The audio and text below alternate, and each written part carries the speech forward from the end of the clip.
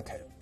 Israel के वैज्ञानिकों ने एक ऐसी क्रांतिकारी रिसर्च की है जिससे आप हमेशा जवान बने रहेंगे और आपकी उम्र बढ़ना बंद हो जाएगी और आप 75 वर्ष की उम्र में भी 25 साल के जवान जैसा शरीर हासिल कर पाएंगे। आज सोमवार है, इसलिए हमने सोचा कि आज की शुरुआत एक अच्छी खबर से करनी चाहिए, क्योंकि जिन बुजुर्गों पर यह प्रयोग किया गया है उनका शरीर अब 25 वर्ष के युवाओं जैसा हो गया है। और ऐसा करने के लिए वैज्ञानिकों ने 3 महीने तक इन बुजुर्गों को शुद्ध ऑक्सीजन दी। इस खबर के जरिए आज हम ये समझने की कोशिश करेंगे कि क्या वाकई इंसान के अमर होने का सपना पूरा हो सकता है। कोरोना वायरस के दौर में सबके मन में सिर्फ मृत्यु का डर है। अपने जीवन काल में पहली बार हम सब एक साथ मृत्यु को इतने करीब से देख रहे हैं, लेकिन वैज्ञानिक और डॉक्टर मृत्यु को हमेशा से हराना चाहते थे। इजराइल से आई खबर इसी दिशा में एक बड़ी शुरुआत है। मृत्यु की व्याख्या पहले सिर्फ धर्मगुरु किया करते थे, लेकिन अब वैज्ञानिक प्रयोगशालाओं में भी इसका विश्लेषण कर रहे हैं। इसलिए आज हम तथ्यों और आंकड़ों की मदद से यह समझने की कोशिश करेंगे कि क्या आत्मा की तरह शरीर को भी नश्वर बनाया जा सकता है। लेकिन सोचने वाली बात यह भी है कि उम्र तो लंबी तब होगी जब लोग जीवित बचेंगे। कोरोना काल में करोड़ों लोगों का जीवन संकट में है, लेकिन लोग इसकी गंभीरता समझने के लिए तैयार नहीं है। दिल्ली में एक व्यक्ति ने एक पुलिसकर्मी को सिर्फ इसलिए अपनी गाड़ी से कुचलने की कोशिश की क्योंकि यह पुलिस वाला गाड़ी चलाने वाले को मास्क पहनने के लिए कह रहा था, जबकि चीन के शंघाई शहर के अंतर्राष्ट्रीय एयरपोर्ट पर 17,000 से ज्यादा लोगों को सिर्फ इसलिए बेसमेंट में बंद कर दिया गया क्योंकि एयरपोर्ट पर जांच के दौरान एक व्यक्ति, सोचिए सिर्फ एक व्यक्ति, कोरोना पॉजिटिव पाया गया। ये लोग क्वारंटीन में जाने के लिए तैयार नहीं थे, इसलिए शंघाई के प्रशासन ने पूरी सख्ती के साथ इन तमाम लोगों को एयरपोर्ट में ही कैद कर दिया। इन लोगों का क्या हुआ और इनमें से कितने लोग भागकर घर जा पाए, यह आज आपको जानना चाहिए। और रात 10 बजे हम केरल में अभिव्यक्ति की आजादी पर आए नए खतरे का विश्लेषण करेंगे। केरल की सरकार 2 दिन पहले एक अध्यादेश लेकर आई, खतरनाक अध्यादेश, जिसमें सोशल मीडिया पर आपत्तिजनक पोस्ट लिखने वालों को जेल में डालने का प्रावधान था। हालांकि विरोध के बाद अब यह आदेश वापस ले लिया गया है, लेकिन अब इसे विधानसभा से पास कराने की तैयारी चल रही है। देश के लिबरल्स शिक्षा और स्वास्थ्य के मामले में हमेशा केरल मॉडल की तारीफ करते आए हैं, लेकिन केरल सरकार के इस प्रस्ताव पर हमारे देश के तमाम बुद्धिजीवी बिल्कुल मौन हैं। इसी साल केरल की सरकार ने जी न्यूज की अभिव्यक्ति की आजादी भी छीनने की कोशिश की थी। आपको याद होगा जब जम्मू से जमीन जिहाद की खबर दिखाए जाने पर हमारे खिलाफ गैर जमानती धाराओं में FIR दर्ज कर दी गई थी। इसलिए आज हम केरल में अभिव्यक्ति की आजादी पर मंडरा रहे इस खतरे का विश्लेषण करेंगे, क्योंकि जो कुछ हमने जम्मू से अपनी खबर में आपको दिखाने की कोशिश की थी, अब अगर ऐसा किसी ने सोशल मीडिया पर भी लिखने की कोशिश की तो केरल में उसे जेल में डालने की तैयारी है। लेकिन सबसे पहले आज की तमाम बड़ी खबरें नॉनस्टॉप न्यूज में। कोरोना के बढ़ते मामलों को देखते हुए महाराष्ट्र सरकार ने अन्य राज्यों से आने वाले यात्रियों के लिए गाइडलाइंस जारी की हैं। दिल्ली, गोवा, गुजरात और राजस्थान से विमान, रेल और रोड के जरिए महाराष्ट्र आ रहे लोगों के लिए गाइडलाइंस जारी की गई हैं, जिसके मुताबिक इन 4 राज्यों से आने वाले यात्रियों के लिए कोरोना रिपोर्ट जरूरी है, जिसमें हवाई यात्रियों को फ्लाइट बोर्डिंग से 72 घंटे पहले की कोरोना की नेगेटिव रिपोर्ट दिखानी जरूरी होगी। वहीं रेल यात्रियों को 96 घंटे पहले की कोरोना नेगेटिव रिपोर्ट दिखानी होगी। रिपोर्ट नहीं रहने पर ऑन द स्पॉट जांच की जाएगी। ये जांच यात्रियों को अपने खर्च पर करवानी होगी। जांच रिपोर्ट नेगेटिव होने पर आगे जाने दिया जाएगा और अगर जांच रिपोर्ट पॉजिटिव हुई तो मरीज को इलाज के लिए भर्ती कर लिया जाएगा। वहीं सड़क मार्ग से आने वाले लोगों को टेम्परेचर चेक कर आगे जाने दिया जाएगा। हिमाचल प्रदेश सरकार ने भी कोरोना को लेकर गाइडलाइंस जारी की हैं। 4 जिलों शिमला, कांगड़ा, कुल्लू और मंडी में नाइट कर्फ्यू लागू किया गया है। रात 8 बजे से सुबह 6 बजे तक नाइट कर्फ्यू लागू रहेगा। साथ ही राज्य सरकार के दफ्तरों में 31 दिसंबर तक 50% कर्मचारी ही ऑफिस जा सकते हैं। कोरोना से दिल्ली के हालात पर सुप्रीम कोर्ट ने दिल्ली सरकार को नोटिस भेजकर स्टेटस रिपोर्ट दाखिल करने को कहा है। सुप्रीम कोर्ट ने सवाल पूछा है कि 2 हफ्ते में हालात कैसे बिगड़े और कोरोना की बढ़ती रफ्तार से दिल्ली सरकार कैसे निपट रही है। क्या अस्पतालों में पर्याप्त मात्रा में बेड हैं? सुप्रीम कोर्ट ने महाराष्ट्र और गुजरात के हालात पर भी चिंता जताई है। दिल्ली में बीते 24 घंटे में कोरोना से 121 लोगों की मौत हुई है। मुख्यमंत्री अरविंद केजरीवाल ने डॉक्टरों की कमी को देखते हुए एमबीबीएस छात्रों की भी मदद लेने का आदेश दिया है, लेकिन नांगलोई के मार्केट को भी फिर से खोलने का आदेश दे दिया गया है। वहीं गृह मंत्री अमित शाह आज आईसीएमआर मुख्यालय पहुंचे। गृह मंत्री ने आईसीएमआर में मोबाइल आरटीपीसीआर लैब का उद्घाटन किया। ये मोबाइल लैब शुरू होने से रोजाना 3000 आरटीपीसीआर जांच हो सकेगी। 499 रुपए में जांच करवाई जा सकेगी। जांच रिपोर्ट 6 घंटे के अंदर आ जाएगी। आईसीएमआर मुख्यालय में मोबाइल लैब के उद्घाटन के मौके पर केंद्रीय स्वास्थ्य मंत्री डॉक्टर हर्षवर्धन भी मौजूद रहे। कोरोना के हालात और वैक्सीन की तैयारी पर प्रधानमंत्री मोदी कल मुख्यमंत्रियों के साथ बैठक करेंगे। वर्चुअल बैठक 2 चरणों में होगी। प्रधानमंत्री मोदी सुबह 10:30 बजे उन 8 राज्यों के मुख्यमंत्रियों से चर्चा करेंगे जिन राज्यों में कोरोना का संक्रमण सबसे ज्यादा है। दोपहर 12 बजे प्रधानमंत्री अन्य राज्यों के मुख्यमंत्रियों से चर्चा करेंगे। कोरोना वैक्सीन लोगों में कैसे बांटी जाए, मुख्यमंत्रियों से इस पर भी चर्चा होगी। देश में अभी कोरोना पर 3 वैक्सीन का ट्रायल चल रहा है। भारत बायोटेक और आईसीएमआर की वैक्सीन कोवैक्सीन का ट्रायल 3रे चरण में है। जायडस कैडिला की कोरोना वैक्सीन ज़ायकोव डी का ट्रायल 2रे चरण में है। सीरम इंस्टीट्यूट की वैक्सीन कोविशील्ड को दिसंबर तक मंजूरी की उम्मीद है। रूस की स्पुतनिक वी का भी भारत में ट्रायल होना है, लेकिन 10 महीने में बनी वैक्सीन कितनी असरदार होगी, विशेषज्ञ सवाल भी उठा रहे हैं। किसी भी दवाई से या किसी वैक्सीन से इस चीज़ की आशंका हमेशा रहती है, जो हमें अननोन कुछ फैक्टर्स हो सकते हैं जो हमें आज की तारीख में नहीं मालूम हो, आज से 5 साल बाद या 10 साल बाद क्या होगा। ऐसी संभावना हालांकि बहुत कम है, लेकिन हमेशा संभावना ऐसी बनी रहती है। देश की पहली प्राइवेट ट्रेन तेजस एक्सप्रेस आज से अगले आदेश तक के लिए बंद कर दी गई। कल से मुंबई और अहमदाबाद के बीच भी तेजस एक्सप्रेस नहीं चलेगी। दिल्ली और लखनऊ के बीच चलने वाली तेजस एक्सप्रेस को चलाने का जिम्मा आईआरसीटीसी पर था, लेकिन कोरोना के कारण यात्रियों की बेहद कम संख्या और कम टिकट बुकिंग की वजह से आईआरसीटीसी को भारी घाटा हो रहा था। आईआरसीटीसी अगले महीने अपने आदेश की समीक्षा करके आगे का फैसला लेगा। देश की पहली प्राइवेट ट्रेन तेजस एक्सप्रेस की शुरुआत अक्टूबर 2019 में की गई थी।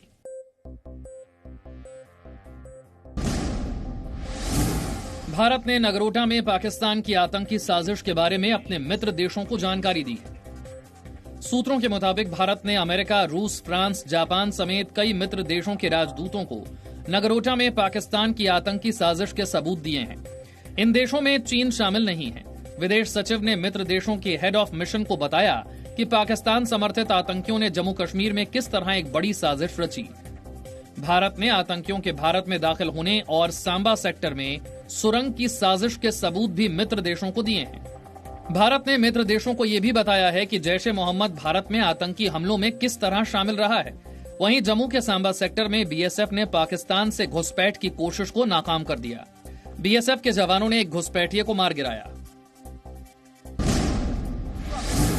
बिहार में एआईएमआईएम के विधायक अख्तरुल ईमान ने आज विधानसभा में हिंदुस्तान की शपथ लेने से मना कर दिया। अख्तरुल ईमान ने हिंदुस्तान शब्द पर एतराज जताया और भारत के संविधान की शपथ ली। हमें जो राष्ट्रपति दी गई है उसमें भारत की जगह पर हिंदुस्तान का लिखा गया है। संविधान में भारत के लोग भारत का संविधान होते हैं, इसलिए मैं सभा में इजाजत हो तो मैं भारत के नाम से एआईएमआईएम विधायक ने दलील दी कि संविधान में हिंदुस्तान शब्द का जिक्र नहीं है। बीजेपी ने आरोप लगाया कि असदुद्दीन ओवैसी के विधायक को हिंदू शब्द के कारण हिंदुस्तान बोलने से आपत्ति है। ये नफरत का एजेंडा है। इनको हिंदुस्तान नहीं पसंद है, वो पाकिस्तान चले जाए, इससे बेहतर कोई इसका जवाब नहीं। उनको पाकिस्तान जाना चाहिए। अख्तरुल ईमान बिहार में एआईएमआईएम के अध्यक्ष भी हैं। अख्तरुल तीसरी बार विधायक बने हैं। इससे पहले 2 चुनाव उन्होंने आरजेडी के टिकट पर जीते थे।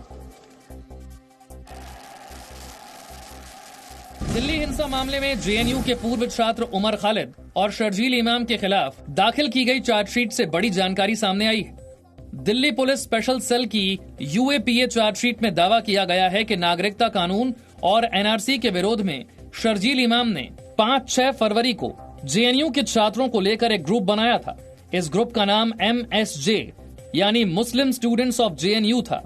चार्जशीट में दावा किया गया है कि ग्रुप में 70 लोग थे।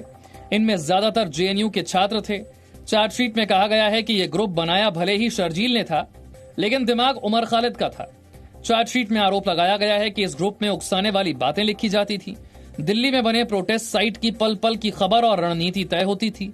उमर खालिद ने ताहिर हुसैन और खालिद सैफी के साथ शाहीन बाग में दंगों की साजिश के लिए मीटिंग की थी, जिसका जिक्र चार्जशीट में किया गया है।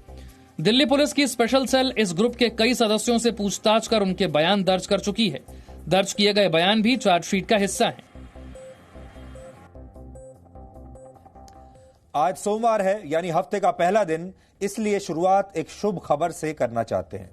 इजराइल के वैज्ञानिकों ने एक ऐसी क्रांतिकारी रिसर्च की है जिससे आप हमेशा जवान बने रहेंगे और आपकी उम्र बढ़ना बंद हो जाएगी और आप 75 साल की उम्र में भी 25 साल के जवान जैसा शरीर हासिल कर पाएंगे, क्योंकि जिन बुजुर्गों पर यह प्रयोग किया गया उनका शरीर अब 25 वर्ष के युवाओं जैसा हो गया है। लेकिन अगर यह रिसर्च सफल रही तो यह कोशिश सिर्फ बुजुर्गों के लिए नहीं बल्कि दुनिया के हर व्यक्ति के लिए एक वरदान साबित हो जाएगी, क्योंकि दुनिया के सभी लोग एक ही चीज तो चाहते हैं और वो ये कि वो हमेशा जवान बने रहें, उन्हें मृत्यु से छुटकारा मिल जाए और बुढ़ापे से भी छुटकारा मिल जाए। ये दुनिया भर के वैज्ञानिक और डॉक्टर बहुत पुरानी जमाने से ये रिसर्च करते आ रहे हैं।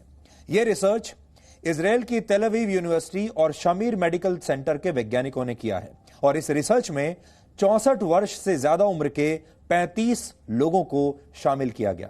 इनमें से किसी भी व्यक्ति को स्वास्थ्य संबंधी कोई गंभीर बीमारी नहीं थी। इन 35 लोगों को हफ्ते में 5 दिन 90 मिनट के लिए शुद्ध ऑक्सीजन दी जाती थी। इसके लिए इन बुजुर्गों को एक प्रेशराइज्ड चेंबर में भेजा जाता था और यह सिलसिला 3 महीने तक ऐसे ही चलता रहा। लेकिन जब इसके नतीजे आए तो इसने दुनिया भर के वैज्ञानिकों को हैरान कर दिया और आज आप भी हैरान हो जाएंगे। यह खबर बहुत बड़ी खबर है। शोधकर्ताओं ने यह दावा किया है कि इस प्रयोग के बाद न सिर्फ इन 35 बुजुर्गों की उम्र बढ़नी बंद हो गई, सोचिए उम्र बढ़नी बंद हो गई, जबकि स्वस्थ कोशिकाओं के स्तर पर इनके शरीर किसी 25 वर्ष के युवा के बराबर हो गए। यानी सिर्फ 3 महीनों में वैज्ञानिकों ने सफलतापूर्वक रिवर्स एजिंग की प्रक्रिया को अंजाम दे दिया।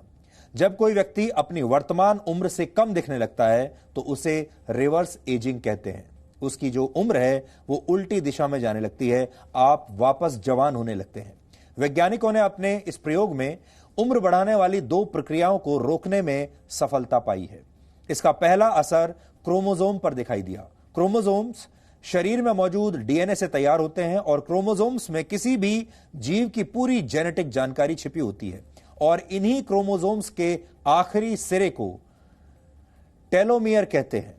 आसान भाषा में कहें तो टेलोमियर बिल्कुल आपकी गाड़ी में आगे और पीछे लगे बम्पर्स जैसे होते हैं। जैसे आपकी गाड़ी में बम्पर्स लगे होते हैं, बिल्कुल वैसे ही। और इनका काम कोई दुर्घटना होते समय या कोई टक्कर होते समय क्रोमोसोम्स को सुरक्षित रखना होता है। जैसे बम्पर्स आपकी गाड़ी को दुर्घटना के समय सुरक्षित रखते हैं, ऐसे ही ये क्रोमोसोम्स को सुरक्षित रखते हैं। क्रोमोसोम्स अपनी संख्या लगातार बढ़ाते रहते हैं और अपनी कॉपीज तैयार करते रहते हैं। इस दौरान पुराने और नए क्रोमोसोम्स को किसी भी दुर्घटना या टक्कर से बचाने का काम टेलोमियर करते हैं। लेकिन बार बार होने वाली इस टक्कर से टेलोमियर घिसने लगते हैं और लंबाई में छोटे होते चले जाते हैं। लेकिन जब ये लंबाई में बहुत छोटे हो जाते हैं तो फिर क्रोमोसोम्स अपनी प्रतियां यानी अपनी कॉपीज नहीं बना पाते और इसकी वजह से नई कोशिकाओं का निर्माण बंद हो जाता है और यहीं से बुढ़ापा शुरू होता है।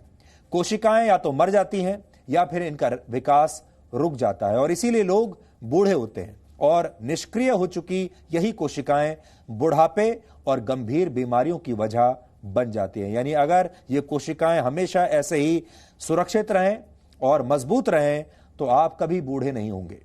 लेकिन वैज्ञानिकों ने अपने प्रयोग के जरिए न सिर्फ टेलोमेयर की लंबाई को कम होने से रोका बल्कि ऑक्सीजन थेरेपी की वजह से निष्क्रिय हो चुकी कोशिकाओं की संख्या भी घटने लगी।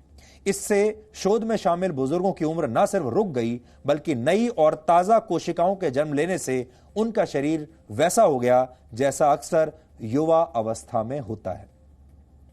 इस दौरान इन बुजुर्गों को लगातार 90 मिनट के लिए ऑक्सीजन नहीं दी जाती थी बल्कि बीच बीच में इस प्रक्रिया को रोक भी दिया जाता था। लेकिन शरीर में ऑक्सीजन की मात्रा बढ़ने और कम होने का परिणाम यह हुआ कि शरीर के अंदर शुरू हुए इस संघर्ष ने इन बुजुर्गों को फिर से जवान कर दिया।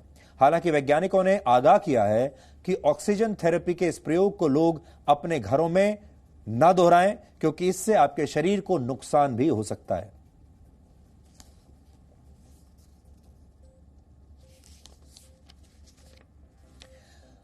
यह प्रयोग इजराइल में हुआ है और कुछ समय पहले इजराइल के ही एक प्रसिद्ध लेखक युवल नोआ हरारी ने अपनी मशहूर पुस्तक होमो डेउस में लिखा था कि धार्मिक लोगों के लिए मृत्यु भले ही ईश्वर द्वारा लिया गया कोई बड़ा फैसला हो, लेकिन वैज्ञानिकों के लिए मृत्यु शरीर में आने वाला एक टेक्निकल ग्लिच है। शरीर एक मशीन की तरह है, उसमें जब एक कोई टेक्निकल ग्लिच आता है तो यह शरीर निष्क्रिय हो जाता है, जिसे हम मृत्यु कहते हैं। यानी शरीर में आई कोई भी तकनीकी खामी जो शरीर को निष्क्रिय कर देती है, वो मृत्यु है, जिसके सामने आने के बाद शरीर का पूरा सिस्टम काम करना बंद कर देता है। ऐसा युवल नोआ हरारी का कहना है। वो कहते हैं कि वैज्ञानिक इस टेक्निकल ग्लिच को लैब्स में यानी प्रयोगशालाओं में सही कर सकते हैं और मृत्यु को टाला भी जा सकता है। अगर इसे रोका नहीं जा सकता तो इसे टाला तो जरूर जा सकता है और इंसानों को अमर भी बनाया जा सकता है। लैटिन भाषा में होमो का अर्थ होता है मनुष्य और डियस का अर्थ होता है देवता। यानी युवल नोआ हरारी की पुस्तक का टाइटल भी यह बताता है कि आने वाले दिनों में मनुष्य किसी देवता से कम नहीं होगा। और अब वैज्ञानिक प्रयोगशालाओं में चमत्कार करके इस बात को सच साबित कर रहे हैं। लेकिन यह इस संदर्भ में पहली कोशिश नहीं है, बल्कि इंसान बढ़ती उम्र को रोकने के लिए, अपने बुढ़ापे को रोकने के लिए, मृत्यु को टालने के लिए और खुद को अमर बनाने की कोशिशें हजारों वर्षों से करता आ रहा है। और आज भी अगर आप देखेंगे, हर इंसान के मन में यही इच्छा होती है कि उसका बुढ़ापा टलता चला जाए, वो हमेशा जवान रहे, वो हमेशा ऐसे शरीर में रहे जिसमें कोई बीमारी ना हो और उसकी मृत्यु टलती चली जाए, क्योंकि मरना किसी को अच्छा नहीं लगता। आयुर्वेद एक ऐसी ही चिकित्सा पद्धति है जिसका इतिहास 5000 वर्षों से भी ज्यादा पुराना है और आयुर्वेद में उम्र को रोकने के लिए जिस पद्धति का इस्तेमाल होता है उसे रसायन कहते हैं। उदाहरण के लिए जड़ी बूटियों से तैयार होने वाला च्यवनप्राश एक प्रकार का रसायन है। 5000 वर्ष पहले इजिप्ट के राजा गिलगमेश ने चीन की चिकित्सा पद्धति के आधार पर उम्र रोकने का एक पूरा कार्यक्रम तैयार किया था। हजारों वर्ष पहले ग्रीस में भी महिलाएं शहद और एक विशेष प्रकार के तेल के जरिए अपनी उम्र को बढ़ने से रोकती थी। करीब 2000 वर्ष पहले इजिप्ट में एक बहुत मशहूर रानी हुई थी जिनका नाम था क्लियोपैट्रा। क्लियोपैट्रा का नाम आपने सुना भी होगा, पढ़ा भी होगा और कहा जाता है कि वो बहुत खूबसूरत थी और अपनी सुंदरता को कायम रखने के लिए वो एक गधी के दूध का इस्तेमाल करती थी। आपको ये बात बहुत अजीब लग सकती है, लेकिन अब ये दूध एक बार फिर बाजारों में बिकने लगा है और ऐसे 1 लीटर दूध की कीमत 5 से 7 हजार रुपए प्रति लीटर के बीच होती है और सुंदर दिखने के लिए जो ब्यूटी प्रोडक्ट्स बनाए जाते हैं उनमें इसका बड़े पैमाने पर इस्तेमाल भी होता है।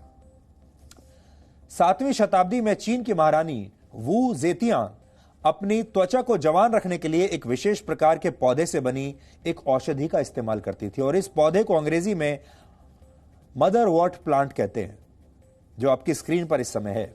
इजराइल के वैज्ञानिकों ने बहुत नियंत्रित माहौल में बुजुर्गों को शुद्ध ऑक्सीजन दी और यह प्रयोग सफल रहा।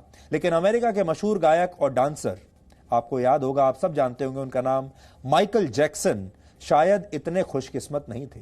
माइकल जैक्सन ने करीब 7.5 लाख रुपए खर्च करके अपने घर में एक ऑक्सीजन चेंबर का निर्माण करवाया था। उस जमाने में माइकल जैक्सन बीच बीच में इस ऑक्सीजन चेंबर में जाकर नींद लिया करते थे और कहते हैं वो 150 वर्षों तक जीने की इच्छा रखते थे। उन्होंने इसके लिए बहुत सारे प्रयास किए, कभी अपने रंग को बदला, कभी प्लास्टिक सर्जरी करवाई, अपने चेहरे के आकार को बदला और कभी बहुत सारी दवाएं खाकर अपनी उम्र को रोकने की कोशिश की।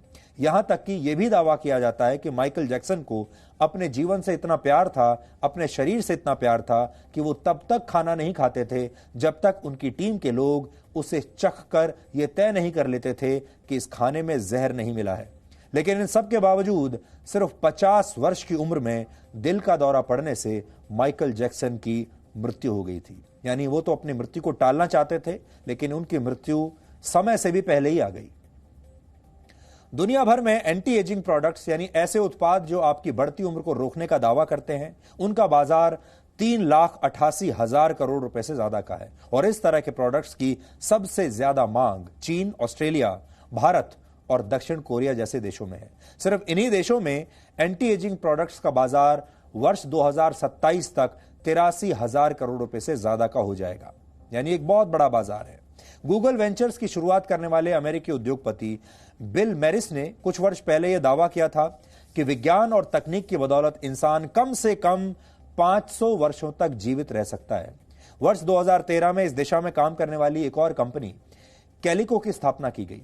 यह कंपनी दुनिया की बड़ी बड़ी दवा कंपनियों और मेडिकल संस्थानों के साथ मिलकर ऐसे ही प्रोजेक्ट्स पर काम कर रही है जिनका उद्देश्य इंसानों की उम्र को लंबा कर देना है। यह कंपनी 19,000 करोड़ रुपए की फंडिंग के साथ इंसानों की उम्र बढ़ाने की योजना पर काम कर रही है। इंसानों का जीवन जो है लंबा किया जा सके उस पर काम कर रही है।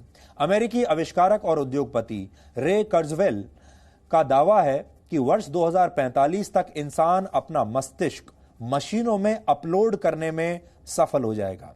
यानी आप शारीरिक रूप से अमर हो या ना हो, आज से 25 वर्षों के बाद आपका दिमाग जरूर डिजिटल रूप से अमर हो जाएगा। यानी शरीर के समाप्त हो जाने के बाद भी आपकी यादों और आपकी भावनाओं को हमेशा के लिए डिजिटल तरीके से स्टोर करके रखना संभव होगा। अमेरिका के एक और इंस्टीट्यूट, जिसे कहते हैं Buck institute for research on aging, इसके एक शोध के मुताबिक इंसानों की उम्र को 4 से 5 गुना तक बढ़ाना संभव है। लेकिन सवाल यह है कि लोग बूढ़ा क्यों नहीं दिखना चाहते और लोग अपनी बढ़ती उम्र को रोकना क्यों चाहते हैं और इसे रिवर्स क्यों करना चाहते हैं। रिवर्स एजिंग से लोगों को इतना प्यार क्यों है और क्या आपका शरीर वाकई आपकी उम्र के हिसाब से बूढ़ा होता है या मामला कुछ और है। इसे समझने के लिए न्यूजीलैंड में कई दशकों तक 9,400 लोगों पर एक प्रयोग किया गया। जो लोग इस प्रयोग में शामिल थे उनकी उम्र 26 साल, 28 साल और 38 साल थी।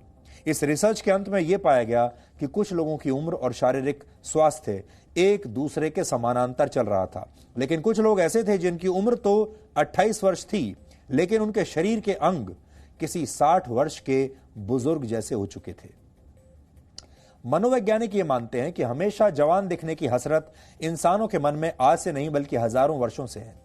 इंसान का शरीर तो बूढ़ा होने लगता है, लेकिन इंसान इस बात को स्वीकार नहीं करना चाहता कि उसका शरीर पहले की तरह अब सक्षम नहीं रहा। दूसरा भाव रिटायरमेंट का है। लोग कभी भी रिटायर नहीं होना चाहते क्योंकि ऐसा करने पर वो सब कुछ खो जाता है जो आपने अब तक अर्जित किया है। लोग अपनी पहचान को पकड़कर जकड़ कर रखना चाहते हैं और पहचान खो देने का डर उन्हें यह मानने ही नहीं देता कि वो अब बूढ़े हो चुके हैं। खुद को फिर से जवान पाकर लोगों को कैसी खुशी का एहसास होता है, ये समझने के लिए हमने आज एक वीडियो को ढूंढ निकाला। इस वीडियो में एक मोबाइल फोन एप्लीकेशन की मदद से बुजुर्ग लोगों के चेहरे को युवा चेहरे से बदलने की कोशिश की गई। यानी ये ऐप बुजुर्ग लोगों को, बूढ़े लोगों को यह बताती है कि वो अगर 25 साल उनकी रिवर्स एजिंग कर दी जाए या वो अपनी जवानी में कैसे दिखते रहे होंगे। यानी इन बुजुर्गों को समय के जरिए पीछे ले जाया गया एक टाइम मशीन के जरिए और यह दिखाया गया कि वो पहले कैसे दिखते थे। ये बदलाव देखकर अपने चेहरे पर, इन लोगों के चेहरों पर जो भाव आए उसे आज आपको ध्यान से देखना चाहिए। देखिए, जब एक बूढ़े व्यक्ति को यह बताया जाता है कि वो आज से 25 साल पहले, 30 साल पहले कैसा दिखता था, उसका चेहरा कैसा था, और जब उसे उसके जवानी के दिन याद दिलाए जाते हैं उसके चेहरे के जरिए, तो उनके भाव कैसे होते हैं, आज आप इसे ध्यान से देखिए।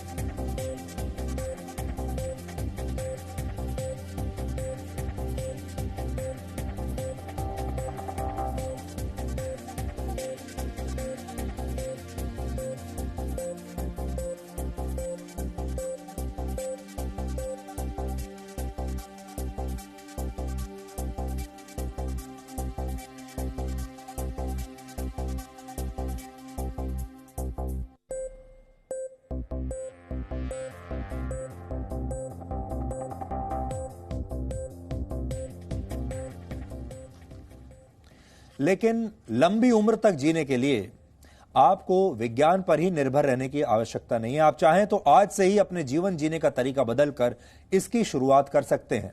उदाहरण के लिए चीन में एक गांव है जिसका नाम है चेमियांग। इस गांव में ऐसे सैकड़ों लोग रहते हैं जिनकी उम्र 100 से भी ज्यादा है, 100 वर्षों से भी ज्यादा के हैं। यानी इन लोगों ने एक पूरी की पूरी सदी देखी है। इस दौरान ये लोग 2-2 बार वर्ल्ड वॉर के गवाह बने। इन्होंने कई महामारियों का सामना किया और अपने देश के गृह युद्ध भी देखे, लेकिन फिर भी इस गांव में सैकड़ों लोग लंबी उम्र पाने में सफल रहे। इसके पीछे जो वजह है वो आज आपको नोट कर लेनी चाहिए। सबसे बड़ी वजह तो यह है कि यहां की अर्थव्यवस्था अब भी खेती पर यानी कृषि पर आधारित है और आसपास उद्योग धंधे नहीं है। पर्यावरण साफ है और यहां के लोग 100 साल की उम्र में भी काम करते हैं। इससे इनकी शारीरिक कसरत लगातार होती रहती है, व्यायाम होता रहता है। इन लोगों का खान पान बहुत स्वस्थ है। यहां अच्छी मात्रा में फल और सब्जियां आसानी से उपलब्ध हैं और इस गांव की मिट्टी में जरूरी पोषक तत्व भी बहुत बड़ी मात्रा में है। इन सारे कारणों की वजह से यहां के लोगों को लंबी उम्र नसीब हुई है। मशहूर फिल्म डायरेक्टर ऋषिकेश मुखर्जी ने वर्ष 1971 में एक फिल्म का निर्देशन किया था जिसमें आनंद का किरदार निभा रहे राजेश खन्ना कहते हैं कि बाबू मोशाय, जिंदगी लंबी नहीं बड़ी होनी चाहिए, लेकिन ज्यादातर लोग अपने जीवन को बड़ा नहीं सिर्फ लंबा बनाना चाहते हैं। मृत्यु शोक का विषय है या मृत्यु प्रसन्नता का विषय है, इंसानों को आज इसी अंतर को समझने की जरूरत है। विज्ञान मृत्यु पर विजय कब हासिल करेगा यह तो हम भी नहीं कह सकते, लेकिन आप चाहें तो आज ही मृत्यु के भय पर विजय हासिल कर सकते हैं। अगर आज हम में से किसी के सामने मृत्यु आकर खड़ी हो जाए तो क्या हम मृत्यु को खुशी खुशी स्वीकार कर पाएंगे? क्या हम खुद से यह कह सकते हैं कि हमने अब तक जो भी किया पूरी लगन से किया, पूरी तन्मयता से किया और हमारे परिश्रम को हमारी मृत्यु भी हमसे छीन नहीं सकती? ऐसा कहने वाले शायद इस दुनिया में बहुत ही कम लोग होंगे और वो लोग अगर मृत्यु के सामने खड़े होंगे, मृत्यु का सामना कर रहे होंगे तो उसे खुशी खुशी स्वीकार कर लेंगे, क्योंकि ज्यादातर लोग जीवन भर सिर्फ संचय करने में लगे रहते हैं। किसी को पैसे से प्यार है, किसी को अपनी कुर्सी से प्यार है, तो किसी को भौतिक वस्तुएं जमा करने का शौक है, किसी को बहुत शक्तिशाली बनना है, किसी को हमेशा सत्ता में बने रहना है। और यही शौक लोगों को अमरता यानी उम्र को रोकने के विषय में सोचने पर मजबूर करता है। वैज्ञानिक आपको कुछ दवाएं देकर ऐसा जरूर कर सकते हैं, लेकिन यह भी सिर्फ मृत्यु को कुछ देर के लिए टालना भर होगा। अगर आप सच में अमर होना चाहते हैं तो आप अपने जीवन को इतना यादगार बना सकते हैं कि आपके जाने के बाद भी आपसे जुड़ी बातें और आपसे जुड़ी यादें हमेशा जीवित रहें और लोग आपको प्रसन्नता के साथ, सम्मान के साथ हमेशा युगों युगों तक याद करते रहें। अभी हमने उम्र बढ़ाने के वैज्ञानिक दावों का एक विश्लेषण किया, लेकिन उम्र तो तब बढ़ेगी जब लोग जीवित बचेंगे। और फिलहाल भारत में कोरोना वायरस के जो हालात हैं उसे देखकर तो ये काम बहुत मुश्किल लगता है। भारत सरकार के स्वास्थ्य मंत्रालय की स्थायी संसदीय समिति ने कोरोना महामारी के प्रकोप और इसके प्रबंधन पर राज्यसभा को एक रिपोर्ट सौंपी है। इसमें प्राइवेट अस्पतालों के रवैये पर बहुत गंभीर सवाल उठाए गए हैं। कोरोना पर यह देश में पहला आधिकारिक आकलन है और इसे हम आपको 5 पॉइंट्स में बताना चाहते हैं। इसे आप ध्यान से सुनिएगा, क्योंकि यह सब आपके आसपास भी हो रहा होगा और यह आपके साथ भी हो सकता है। पहला पॉइंट यह है, इस रिपोर्ट में बताया गया है कि जिस समय देश में कोरोना वायरस के मामले तेजी से बढ़ रहे थे, तब प्राइवेट अस्पतालों में मरीजों से इलाज के नाम पर बढ़ा चढ़ाकर पैसा लिया गया। दूसरा पॉइंट है, रिपोर्ट में चिंता जताते हुए कहा गया है कि सरकारी अस्पतालों में बेड्स की कमी का फायदा प्राइवेट अस्पतालों को मिला और इससे लोगों पर इलाज का आर्थिक बोझ बहुत बढ़ गया। समिति ने अपने आकलन में इस बात पर भी जोर दिया कि सरकार ने इलाज के रेट को लेकर स्पष्ट दिशा निर्देश जारी नहीं किए, जिससे प्राइवेट अस्पतालों को लूट मचाने की खुली छूट मिल गई। रिपोर्ट के मुताबिक अगर सरकार ने इलाज के रेट तय किए होते तो कई लोगों की जान बचाई जा सकती थी। समिति ने आबादी के लिहाज से भारत के स्वास्थ्य बजट को भी काफी कम बताया है और स्वास्थ्य मंत्रालय की स्थायी संसदीय समिति ने इलाज के खर्च के चलते कई परिवारों के गरीबी रेखा के नीचे जाने पर भी चिंता जताई है, क्योंकि कोरोना वायरस का इलाज इतना महंगा है कि बहुत सारे परिवारों की कमर तोड़ दी। बहुत सारे परिवार ऐसे हैं जिन्होंने इस इलाज के बाद जो गरीबी रेखा के नीचे चले गए। और इस समय हालत ऐसी है कि हमारे देश के, अब आप सोचिए, जिस समय देश कोरोना के खिलाफ एकजुट होकर लड़ रहा था, उस समय प्राइवेट अस्पतालों में मरीजों को इलाज के नाम पर भारी भरकम बिल चुकाने पड़े। जिन मरीजों के पास पैसे नहीं थे, उन्हें ना तो सरकारी अस्पतालों में इलाज सही मिल पाया क्योंकि वहां बेड्स नहीं थे, और ना ही प्राइवेट अस्पतालों में उन्हें कोई जगह दी गई। और इस तरह गरीब के लिए सारे दरवाजे बंद होते चले गए। एक अनुमान है कि अगर किसी व्यक्ति को कोरोना होने पर प्राइवेट अस्पताल में भर्ती कराया जाता है तो उसका एक हफ्ते का इलाज का औसत खर्च 2.5 से 3 लाख रुपए बन जाता है। फिर से सुन लीजिए, अगर आप कोरोना वायरस के इलाज के लिए प्राइवेट अस्पताल में आज भर्ती होते हैं तो आपका एक हफ्ते का बिल होगा 2.5 से 3 लाख रुपए। भारत की कुल आबादी का एक बहुत बड़ा हिस्सा ऐसा है जो साल भर में अगर मेहनत और मन लगाकर पूरा काम करे तो भी 3 लाख रुपए नहीं कमाता। भारत में बहुत बड़ी संख्या ऐसी है, करोड़ों लोगों की, जो साल में 3 लाख रुपए नहीं कमाते। और ये 3 लाख जो वो साल में भी नहीं कमा पाते, एक हफ्ते में उनकी जेब से निकाल लिए जाएंगे अगर वो प्राइवेट अस्पताल में गए तो। अगर प्राइवेट अस्पताल में नहीं गए तो सरकारी अस्पतालों में लाइन इतनी लंबी है कि उन्हें बेड मिलेगा ही नहीं, इसलिए वहां भी उनका मरना तय है। प्राइवेट में गए तो प्राइवेट अस्पताल सारा पैसा लूटकर जीते जी मार डालेंगे, और अगर सरकारी में गए तो वहां पर बेड ही नहीं मिलेगा, वहां पर भी आपका मरना तय है। वर्ष 2018-19 में भारत में 5 करोड़ 78 लाख लोगों ने अपना इनकम टैक्स रिटर्न भरा था। सोचिए, पूरे भारत में सिर्फ 5 करोड़ 78 लाख लोगों ने इनकम टैक्स रिटर्न भरा, टैक्स नहीं दिया, रिटर्न भरा। इनकम टैक्स विभाग की रिपोर्ट के मुताबिक 4 करोड़ 32 लाख लोगों को ही सालाना इनकम टैक्स 5 लाख रुपए तक का है। यानी कोरोना का इलाज किसी व्यक्ति की साल भर की कमाई को खत्म कर सकता है, क्योंकि हमारे देश में अगर आप इनकम टैक्स के आधार पर चलें तो आप देख लीजिए 5 लाख रुपए तक का इनकम टैक्स जो है वो सिर्फ कितने कम लोग चुकाते हैं, इससे आपको पता चलेगा। रिजर्व बैंक ऑफ इंडिया की 2019 की एक रिपोर्ट में बताया गया है कि ग्रामीण भारत में करीब 25% आबादी गरीबी रेखा के नीचे है और शहरी भारत में यह आंकड़ा 14% के आसपास है। यानी भारत की कुल आबादी का एक बड़ा हिस्सा ऐसा है जो प्राइवेट अस्पतालों में इलाज कराने के बारे में कल्पना भी नहीं कर सकता, और जो लोग इलाज करा सकते हैं उनके लिए भी स्थिति बहुत अच्छी नहीं है। पूरे साल की कमाई एक हफ्ते में निकल जाएगी। अगर सालाना 3 लाख रुपए कमाने वाला व्यक्ति ये पैसा प्राइवेट अस्पतालों का एक हफ्ते का बिल चुकाने में लगा देगा तो उसके सामने भूखा मरने की नौबत आ जाएगी, और यह स्थिति उसके लिए मौत से भी बदतर हो सकती है। कोरोना का यह संकट कितना गंभीर है, यह समझाने के लिए हम आपको चीन से आई आज कुछ तस्वीरें दिखाना चाहते हैं। यह तस्वीरें चीन के शंघाई इंटरनेशनल एयरपोर्ट से आई हैं, जहां कल रात 17,000 से ज्यादा लोगों को उनकी मर्जी के खिलाफ एयरपोर्ट के बेसमेंट में बंद कर दिया गया।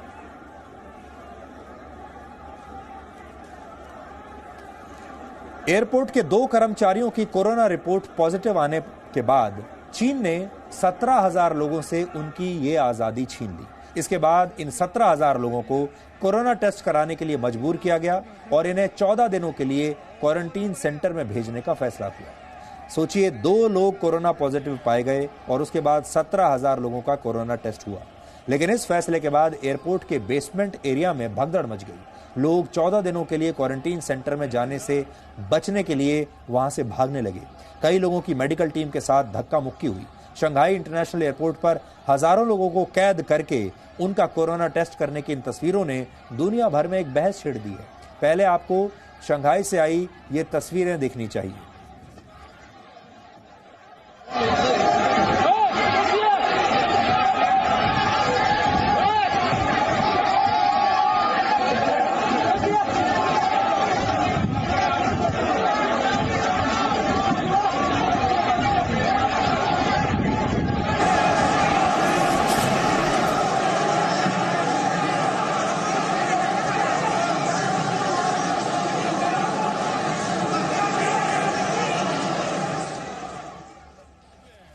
शंघाई में इसी महीने यानी 5 नवंबर को चाइना इंटरनेशनल इंपोर्ट फेयर शुरू हुआ था। तब से अब तक शंघाई में 7 लोग कोरोना संक्रमित हुए हैं, कोरोना से संक्रमित पाए गए हैं। इनमें शंघाई इंटरनेशनल एयरपोर्ट के कार्गो टर्मिनल में काम करने वाले लोग और उनके संपर्क में आए व्यक्तियों की संख्या ज्यादा है। चीन के सरकारी अखबार ग्लोबल टाइम्स ने जानकारी दी है कि कल शंघाई एयरपोर्ट पर मास टेस्टिंग के लिए 277 उड़ानों को रद्द कर दिया गया। रात भर कुल 17,719 लोगों का कोरोना टेस्ट किया गया, जिनमें से 11,000 से ज्यादा लोगों की टेस्ट रिपोर्ट आ चुकी है और ये सभी लोग कोरोना नेगेटिव पाए गए। चीन में सरकार जो सख्ती दिखाती है, वैसी ही सख्ती की जरूरत भारत के लोगों को भी इस समय है। ये बात आपको दिल्ली से आई इस तस्वीर को देखकर समझ में आ जाएगी। दिल्ली के मोती नगर में कल जब मास्क नहीं लगाने पर एक गाड़ी को रोका गया तो उसमें बैठे लोगों ने एक पुलिस वाले पर गाड़ी चढ़ा ही दी थी। यह पुलिस वाला वहां गिर गया और उसे कुछ चोटें भी आई, लेकिन इसके बाद भी गाड़ी में बैठे लोग नीचे नहीं उतरे। दिल्ली में मास्क नहीं पहनने पर जुर्माने की राशि 500 रुपए से बढ़ाकर 2,000 रुपए कर दी गई है, जिस पर लोगों में बड़ी नाराजगी है। सोचिए, लेकिन 2,000 के जुर्माने के बाद भी लोग मास्क नहीं पहनना चाहते।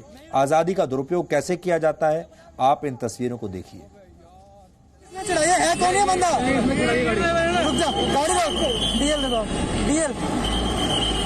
डीएल सर आपका लाइसेंस नहीं है, लाइसेंस आरसी नहीं है गाड़ी की। आपका काम भाई अच्छा हो जाओ, गाड़ी साइड में लाओ। गाड़ी बंद होगी आपकी, गाड़ी बंद होगी सर। भाई ना बंद करते, हिट एंड रन का केस है। आप मार के भागने की कोशिश करो, साइड में लगाओ सर। इस साइड सर, इस साइड में लगा, साइड में लगा गाड़ी। गाड़ी बंद होगी, सारे आगे खड़े हो। ये आदमी हमारे सीटीवी पे गाड़ी चढ़ा के भागने की कोशिश करते हुए हिट एंड रन की कोशिश करते हुए इन्होंने जान से उसका पैर तोड़ा और ये जान से मारने की कोशिश कर रहे थे उसको। अरे गाड़ी वहां लगाओ गाड़ी राहुल, गाड़ी वहां लगाओ। मास्क को लेकर लोगों की लापरवाही का यह कोई पहला मामला नहीं है और हम बार बार कह रहे हैं कि जब तक वैक्सीन नहीं आ जाती तब तक आपका मास्क ही आपकी वैक्सीन है। मास्क कफन से छोटा होता है और यह आपको और आपके अपनों को कोरोना की महामारी से बचा सकता है। कफन पहनने से तो अच्छा है मास्क पहन लीजिए। लेकिन भारत के लोग अपनी आजादी का गलत इस्तेमाल करते हैं, नियमों को मानते नहीं, जबकि चीन में पूरी सख्ती बरती जाती है। अमेरिका के लॉस एंजलिस टाइम्स में छपी एक खबर के अनुसार कैलिफोर्निया के एक दंपति ने अपनी शादी के बाद 7 अगस्त को एक रिसेप्शन पार्टी दी। इस पार्टी में 55 मेहमान थे, जिनमें से एक व्यक्ति कोरोना से संक्रमित था। कुछ ही हफ्तों में कोरोना वायरस ने 176 लोगों को संक्रमित कर दिया, यानी एक व्यक्ति ने 176 लोगों में संक्रमण फैला दिया। कुछ दिनों में इनमें से 7 लोगों की मौत हो गई और आपको यह जानकर हैरानी होगी कि जिन 7 लोगों की मौत कोरोना वायरस से हुई, उनमें से कोई भी इस शादी के रिसेप्शन में गया ही नहीं था। दुनिया में कई देशों में कोरोना की वैक्सीन बनाने पर काम चल रहा है। कुछ कंपनियों ने वैक्सीन बना भी ली है। भारत में अब तक कोरोना की वैक्सीन नहीं बनी है और भारत को ऑक्सफोर्ड यूनिवर्सिटी एस्ट्राजेनेका की ओर से विकसित की जा रही वैक्सीन से सबसे ज्यादा उम्मीद है। अमेरिका की फाइजर कंपनी ने दावा किया है कि उसकी वैक्सीन 95% तक प्रभावी है और एक और कंपनी मॉडर्ना ने भी दावा किया है कि उसकी कोरोना वैक्सीन 94.5% तक कारगर है। जिस रशिया में बनाई गई वैक्सीन स्पुतनिक वी का भी 92% का प्रभावी होने का दावा है और ऑक्सफोर्ड यूनिवर्सिटी की जो वैक्सीन है उसकी ओर से बनाई जा रही वैक्सीन के भी 90% कारगर होने का दावा किया गया है। लेकिन यह सब अभी आपको कुछ महीनों के बाद ही मिल पाएंगे अगर सब कुछ ठीक रहा तो। दुनिया भर के वैज्ञानिक इस समय उम्र को रोकने की कोशिश कर रहे हैं। आभासी दुनिया में आप खुद से भी ये काम कर सकते हैं और इस तकनीक का नाम है फिल्टर। इन्हें आप अपनी सेल्फी या दूसरी तस्वीरों पर इस्तेमाल करके अपनी उम्र अक्सर कम करते हैं और खुद को बाकियों से ज्यादा सुंदर बनाकर दुनिया के सामने पेश करते हैं। आप में से बहुत सारे लोग जब अपनी सेल्फी लेते होंगे अपने मोबाइल फोन पर या अपनी तस्वीरें लेते होंगे तो ज्यादातर लोग उस पर फिल्टर का इस्तेमाल करते हैं ताकि आप सुंदर दिखें, आप जवान दिखें, बाकियों से ज्यादा अच्छे लगें। हमारे समाज में सुंदरता को हमेशा ही श्रेष्ठता के भाव से देखा गया है। सुंदरता को समृद्धि, वैभव और ताकत का प्रतीक माना गया है। आज भी इसमें ज्यादा बदलाव नहीं आया है। आज जिनके पास भी स्मार्टफोन है उन्होंने कभी ना कभी सेल्फी जरूर क्लिक की होगी, पर अब सुंदर होने से ज्यादा सुंदर दिखने का कंपटीशन बढ़ गया है और स्मार्टफोन के सेल्फी वाले कैमरे इस कंपटीशन को बढ़ चढ़कर आपके सामने पेश कर रहे हैं, इस कंपटीशन को बढ़ा रहे हैं। दुनिया की सबसे बड़ी टेक्नोलॉजी कंपनीज में से एक गूगल की एक ग्लोबल स्टडी के अनुसार अच्छी सेल्फी के लिए भारत और अमेरिका में सबसे ज्यादा फिल्टर्स या एडिटिंग टूल्स का प्रयोग होता है। यानी मोबाइल फोन से अपनी तस्वीर क्लिक करने के बाद उसमें बदलाव करके उसे और सुंदर बनाने की कोशिश होती है। आपको गूगल की स्टडी की 5 बड़ी बातें पता होनी चाहिए। एंड्रॉयड फोन के फ्रंट कैमरा से 70% से ज्यादा तस्वीरें क्लिक की जाती हैं, यानी 70% तस्वीरें सेल्फी होती हैं। भारतीय महिलाएं अपनी तस्वीरों को ज्यादा सुंदर बनाने की कोशिश करती हैं और इसके लिए वो बहुत सारे ऐप्स का प्रयोग करती हैं। सेल्फी क्लिक करना और उसे शेयर करना भारतीय महिलाओं के जीवन का एक अहम हिस्सा है और ये उनके व्यवहार और घरेलू जिम्मेदारियों को प्रभावित करता है। सेल्फी का क्रेज आज के युवा, खास तौर पर लड़कियों और महिलाओं में ऐसा है कि वो जिस ड्रेस में एक बार अपनी सेल्फी ले लेती हैं उसे वो दोबारा इस्तेमाल नहीं करती। और कम से कम इतना तो है ही कि दोबारा अगर पहन भी ली वो ड्रेस तो फिर वो दोबारा उसमें फोटो नहीं खींचती और उसे अपलोड नहीं करती। और किसी स्मार्टफोन के कैमरा की क्वालिटी भारतीय यूजर्स के लिए बहुत महत्वपूर्ण होती है।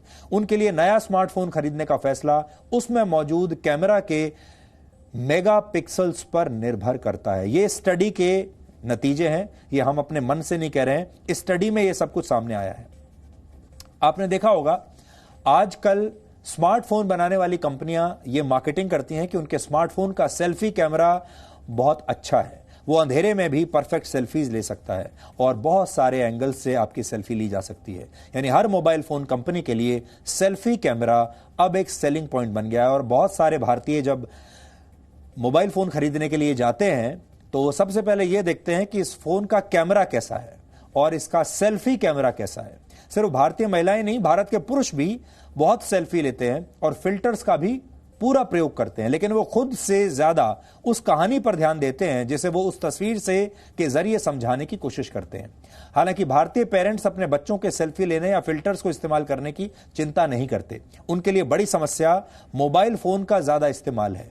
भारत में वैसे भी फिल्टर्स के इस्तेमाल को समाज ने स्वीकार कर लिया है और अब तो इसके लिए अलग से आपको मोबाइल ऐप्स डाउनलोड करने की भी जरूरत नहीं है, क्योंकि आपके स्मार्टफोन कैमरा में ही ये सारे फीचर्स मौजूद हैं। विशेषज्ञों के मुताबिक महिलाओं के लिए सेल्फी लेने और उसे शेयर करने की एक और वजह है और वो है उनकी अपनी जिंदगी की परेशानियां। लोगों की जिंदगी में कुछ ना कुछ कमी होती है और उसे परफेक्ट दिखाने के लिए वो अपनी तस्वीरों को बेहतर करके सोशल मीडिया पर शेयर करते हैं और ऐसा करके लोग खुद को दूसरों से बेहतर दिखाने की कोशिश करते हैं। ये बताने की कोशिश करते हैं कि न सिर्फ वो खूबसूरत हैं बाहर से, बल्कि अंदर से भी उनकी जिंदगी बहुत खूबसूरत है, वो बहुत खुश हैं और वो बहुत सफल हैं। मंशा जो है वो पूरे समाज को ये दिखाने की होती है। देखो, एक साइकोलॉजिकल प्रवृत्ति होती है जिसमें हम सबकॉन्शियसली अगर अपने आप को इंफीरियर समझते हैं तो हम प्रोजेक्ट करना चाहते हैं एक सुपीरियोरिटी कॉम्प्लेक्स, क्योंकि अगर हम अपने से खुश नहीं हैं, हम अपने को दूसरों से कम समझ रहे हैं या अपनी प्रोजेक्शन से ही कम परफेक्ट समझ रहे हैं तो हम फिल्टर्स यूज करेंगे, हम और चीजें इस्तेमाल करेंगे कि अपनी रियलिटी को छुपाते हुए हम अपने आप को कुछ और दिखाएं। इंडियन सब कॉन्टिनेंट है वो कहीं ना कहीं एक वेस्टर्न रेस के पीछे जाता है, क्योंकि वो ये सोचता है सबकॉन्शियसली कि वो वेस्टर्न कंट्रीज हमसे ज्यादा आगे हैं, हमसे ज्यादा अच्छे हैं, हमसे ज्यादा परफेक्ट है। उनकी पहचान से जोड़ना अच्छा लगता है क्योंकि हम ये मानते हुए चल रहे हैं कि वो हमसे आगे हैं, वो हमसे अच्छे हैं। तो सेल्फी लेने का ये जो क्रेज है ये आजकल युवाओं के बीच बहुत लोकप्रिय है। 2013 में ऑक्सफोर्ड डिक्शनरी ने सेल्फी को वर्ड ऑफ द ईयर चुना था। एक आंकड़े के मुताबिक पूरी दुनिया में हर दिन 10 करोड़ से ज्यादा सेल्फीज ली जाती हैं और ऐसा करने वाले ज्यादातर युवा होते हैं। सोशल मीडिया पे थोड़े अच्छे लाइक्स मिल जाते हैं, फिल्टर यूज करने से तो सही लगता है। मतलब पीपल लाइक ब्यूटीफुल पीपल, सो हम उनकी तरह बनना चाहते हैं, दैट्स व्हाई। उसके भी फिल्टर्स हैं तो वो थोड़ा यूनिक हो जाता है, थोड़ा अलग हो जाता है, सो दैट्स व्हाई भी यूज़ कर लेते हैं। मैं फिल्टर्स यूज़ करती हूँ बिकॉज ये फेस को क्लीन करते हैं एंड उससे काफ़ी अच्छी फ़ोटोज़ आती है और सबको पसंद भी होता है। स्लिम लुक भी आ जाता है, फेस में पिंपल्स वगैरह दिखते नहीं है, तो हाँ मुझे पसंद है। मतलब फेस एकदम इनहेंस होता है और मतलब अच्छा लगता है, मेकअप लुक आता है। सोशल मीडिया के लिए तो बहुत ज़्यादा ज़रूरी है, कैमरे के लिए बहुत ज़्यादा ज़रूरी है। आपको पता है सबसे कॉमन फिल्टर जो है वो फेस एनहांसमेंट का है, वो ओपन पोर्स खत्म करने का है, अंडर आई डार्क सर्कल्स जो हैं उसको हटाने का है। तो जो काम आप चाह रहे हैं वो आपको फोटो में नजर आ रहा है। तो हिंदुस्तानी जो है उसके जो मापदंड हैं ब्यूटिफिकेशन के वो वेस्टर्न मापदंड हैं और वो अपने को एक्सेप्ट नहीं कर पाता है। ब्राउन स्किन को कोई एक्सेप्ट नहीं करता, सबको गोरा होना है और गोरी स्किन के क्या प्रॉब्लम है ये शायद किसी को पता नहीं है।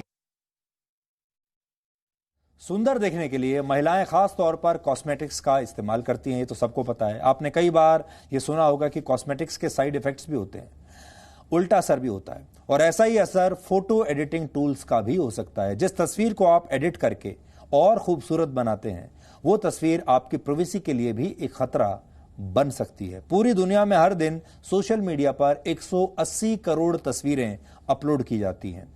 एक हफ्ते में इंटरनेट पर जितनी तस्वीरें अपलोड होती हैं वो दुनिया की इस समय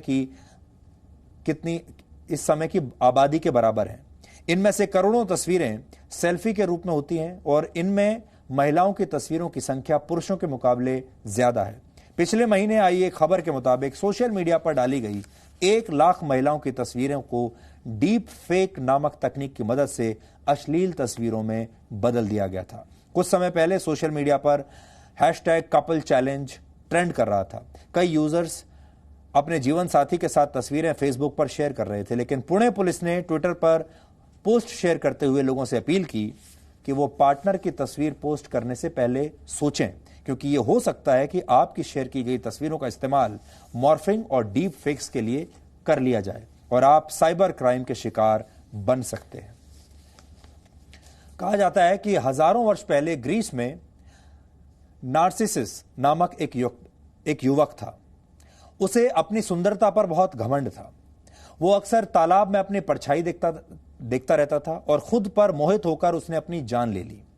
अपनी छवि से जरूरत से ज्यादा प्यार करने की आदत को ही नार्सिसिज्म कहा जाता है। बहुत ज्यादा सेल्फी लेना एक प्रकार का पर्सनैलिटी डिसऑर्डर भी होता है। अक्सर ऐसा वो लोग करते हैं जो खुद को बहुत ज्यादा महत्व देते हैं। ये लोग दूसरों के सामने खुद को बढ़ा चढ़ाकर पेश करना चाहते हैं और उन्हें ऐसा लगता है मानो बिना किसी उपलब्धि के भी वो दूसरे लोगों से बेहतर है।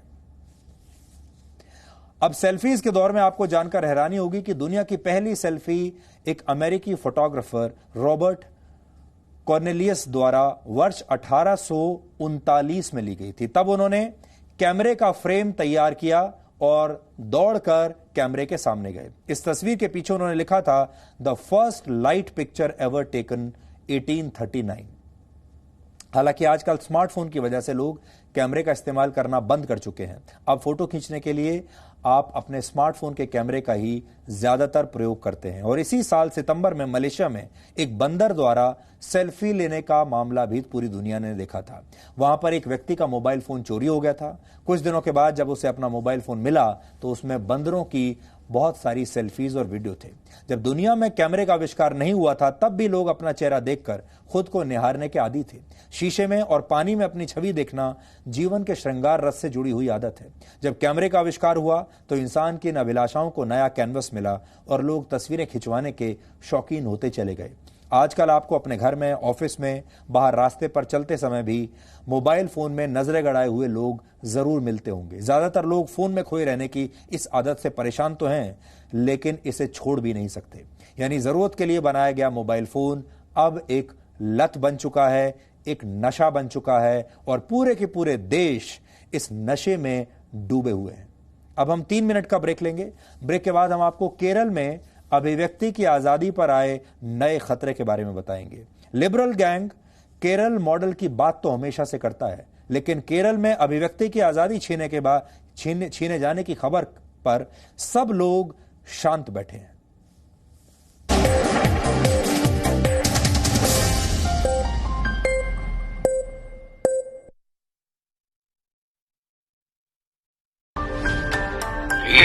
MBA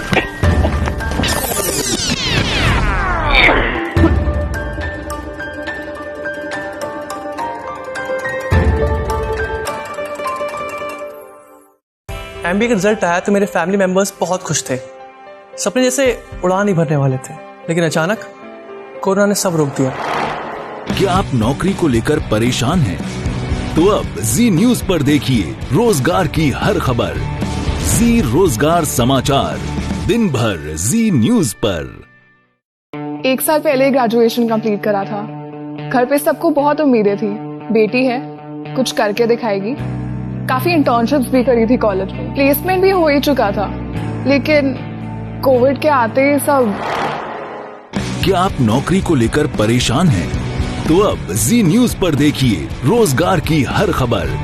जी रोजगार समाचार, दिन भर जी न्यूज पर।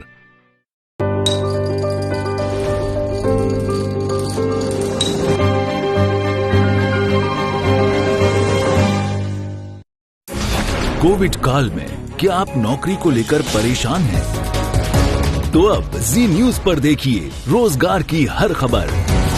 जी रोजगार समाचार, दिन भर जी न्यूज पर।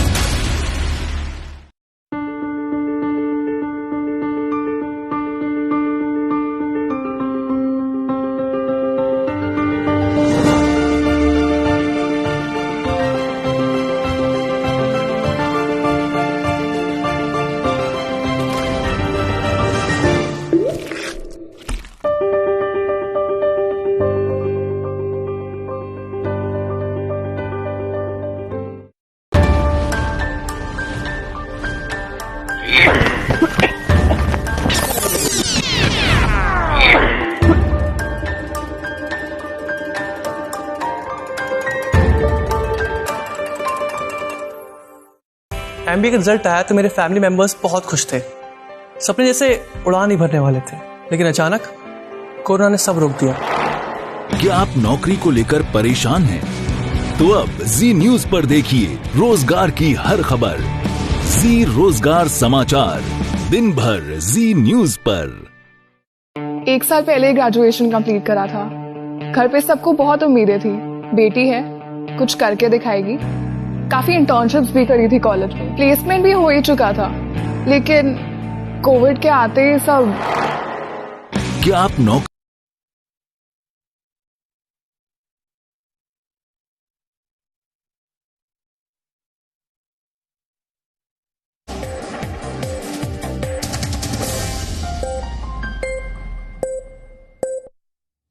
अब हम केरल की बात करेंगे, जैसे हमारे देश का लिबरल गैंग अपना सबसे प्रिय प्रदेश मानता है और बात बात पर केरल मॉडल की तारीफ करता रहता है। हमारे देश में शिक्षा की बात हो, स्वास्थ्य की बात हो, हमारे देश के जो बड़े बड़े बुद्धिजीवी हैं, लिबरल्स हैं और डिजाइनर पत्रकारों को केरल मॉडल सबसे अच्छा लगता है। केरल की हमेशा तारीफ की जाती है। कोरोना के खिलाफ लड़ाई पर यदि बात होने लगे तब ये पूरा गैंग केरल मॉडल की तारीफ करता है। ये लिबरल गैंग केरल में सहनशीलता के भी बड़े बड़े दावे करता है, लेकिन सच क्या है आज हम आपको बताना चाहते हैं। 21 नवंबर को केरल सरकार एक अध्यादेश लेकर आई जिसमें सोशल मीडिया पर विचारों की अभिव्यक्ति पर लगाम लगाने के नियम बनाए गए थे। इसके मुताबिक केरल पुलिस एक्ट में सेक्शन 118A जोड़ा गया, जिसकी वजह से सोशल मीडिया पर अपमानजनक और बदनाम करने वाले पोस्ट लिखने और शेयर करने पर सजा का प्रावधान रखा गया। इसमें 5 साल की जेल और 10,000 रुपए जुर्माने की सजा रखी गई। बात बात पर आजादी मांगने वालों की इस तानाशाही का इसके बाद विरोध हुआ। वामपंथी सरकार ने कान को घुमाकर पकड़ने की कोशिश की। अध्यादेश बाद में वापस ले लिया गया, लेकिन मुख्यमंत्री ने यह कहा है कि अब इस पर सभी दलों से चर्चा करने के बाद विधानसभा में कानून पारित करवाया जाएगा। मतलब केरल सरकार की नीयत में बदलाव कोई नहीं हुआ है। पहले अध्यादेश लाए थे, अब वो विधानसभा में इसे पास करवाएंगे। कुछ समय के लिए भले ही आजादी विरोधी कदम रुक गया है, लेकिन भविष्य में अभिव्यक्ति की आजादी को समाप्त करने वाला यह कानून आएगा जरूर, और अब आएगा केरल की विधानसभा के जरिए। और केरल में विधानसभा में पास करवाना ये कितना आसान या मुश्किल होगा ये भी देख लीजिए। केरल विधानसभा में सीपीएम के रूलिंग गठबंधन LDF यानी लेफ्ट डेमोक्रेटिक फ्रंट का पूर्ण बहुमत है और वो जब चाहे इस कानून को विधानसभा में पास करवा के इसे कानून की शक्ल दे सकता है। इस अध्यादेश को, यह अध्यादेश लाकर केरल सरकार ने अपनी उसी सोच को सार्वजनिक किया है जो चीन की कम्युनिस्ट पार्टी से मेल खाती है। चीन में भी कोई भी नागरिक सोशल मीडिया पर सरकार के खिलाफ कुछ लिख नहीं सकता, कुछ बोल नहीं सकता। और अब केरल के कम्युनिस्ट केरल में भी वही कानून लाना चाहते हैं जो चीन में चल रहा है। केरल के मुख्यमंत्री पिनरई विजयन के खिलाफ लिबरल गैंग का कोई ट्वीट नहीं आया और इस अध्यादेश के खिलाफ इन्होंने कोई मार्च भी नहीं निकाला, कोई आलोचना नहीं हुई। आपको याद होगा बीते कुछ वर्ष से आप देखते आए हैं किस तरह यह गैंग अभी अवार्ड वापसी शुरू कर चुका है। कभी खुद को असहिष्णुता का शिकार बताने लगता है, कभी उस देश में इसे डर लगने लगता है। लेकिन केरल सरकार के इस अध्यादेश पर लिबरल गैंग बिल्कुल चुप रहा। यानी इससे आप ये समझिए कि जो लोग असहनशीलता की बातें करते हैं, जो लोग ये कहते हैं संविधान खतरे में है, जो लोग ये कहते हैं कि फ्रीडम ऑफ एक्सप्रेशन खतरे में है, सबसे ज्यादा असहनशील यही लोग हैं। पूरे भारत में अगर आप सर्वे करके देखेंगे तो आपको यह समझ में आएगा असहनशीलता का मुद्दा उठाने वाले लोग ही सबसे ज्यादा असहनशील हैं और इनका गुस्सा और अवार्ड वापसी की बातें बहुत सिलेक्टिव होती हैं। इस अध्यादेश पर केरल सरकार ने इस अध्यादेश को वापस ले लिया हो, लेकिन भविष्य में अब वो दिन दूर नहीं जब राजनीतिक दल अपने घोषणा पत्र में अभिव्यक्ति की आजादी का मुद्दा भी लेकर आएंगी। इन घोषणा पत्रों में यह भी लिखा जा सकता है कि यदि आप हमारी सरकार बनाएंगे तब हम आपको सोशल मीडिया पर कुछ भी कहने की आजादी देंगे। आज जो कुछ हो रहा है इसे आप ध्यान से सुनिए और समझने की कोशिश कीजिए। आज आपकी अभिव्यक्ति की आजादी को पकड़कर उसे सीमित करने की कोशिश हो रही है और सब कुछ कानूनों के जरिए करने की कोशिश हो रही है। एक जमाना ऐसा आएगा, हो सकता है आज ना आए, लेकिन 5 साल या 10 साल के बाद पार्टियां इस मुद्दे को अपने मैनिफेस्टो में डालेंगी, घोषणा पत्र में डालेंगी और 10 साल के बाद जब पार्टियां चुनाव लड़ेंगी तो आपसे यह कहेंगी कि आप हमारी पार्टी की सरकार ले आइए और हमारी सरकार आपको सोशल मीडिया पर अपनी मर्जी का ट्वीट करने की आजादी देगी, आपको सोशल मीडिया पर अपनी मर्जी का पोस्ट लिखने की आजादी देगी, आप सोशल मीडिया पर अपने जिस नेता को आप पसंद नहीं करते हैं उसकी आलोचना कर पाएंगे। ये सारी चीजें आपको मैनिफेस्टो में डाल कर दी जाएंगी और आप इन मुद्दों पर वोट डालेंगे। सोशल मीडिया में आवाज को दबाने वाले इस फैसले से केरल सरकार की नीयत का पता चल गया, लेकिन हमारा मानना है अभिव्यक्ति की आजादी की एक लक्ष्मण रेखा होनी जरूरी है। ऐसा नहीं है कि आप अभिव्यक्ति की आजादी के नाम पर सोशल मीडिया पर कुछ भी लिख दें, ऐसा हम भी नहीं कह रहे। आप जब सोशल मीडिया पर कुछ लिखते या बोलते हैं तब अपने देश के खिलाफ कुछ ना लिखें और ना ही आपको कुछ बोलना चाहिए। ये आपको हमेशा ध्यान रखना चाहिए कि आप अपने देश के खिलाफ कुछ ना बोलें। आपको कोई नेता पसंद नहीं है, आप लिखिए। कोई सरकार पसंद नहीं है, आपको लिखिए, क्योंकि नेता देश नहीं है, सरकार देश नहीं है, लेकिन देश के बारे में कुछ ना बोलें। इस अध्यादेश की भाषा देखकर यही लगता है कि केरल सरकार चाहती है कि उसके काम की आलोचना ना की जाए, उसकी नीतियों को कसौटी पर ना कसा जाए। और अगर यह कानून बन गया तो केरल सरकार के खिलाफ लिखने से पहले लोगों की उंगलियां 1000 बार कांपेंगी और केरल सरकार लोगों को यही कहकर डराने की कोशिश कर रही है कि आप हमारे बारे में लिखने की जुर्रत ना कीजिएगा।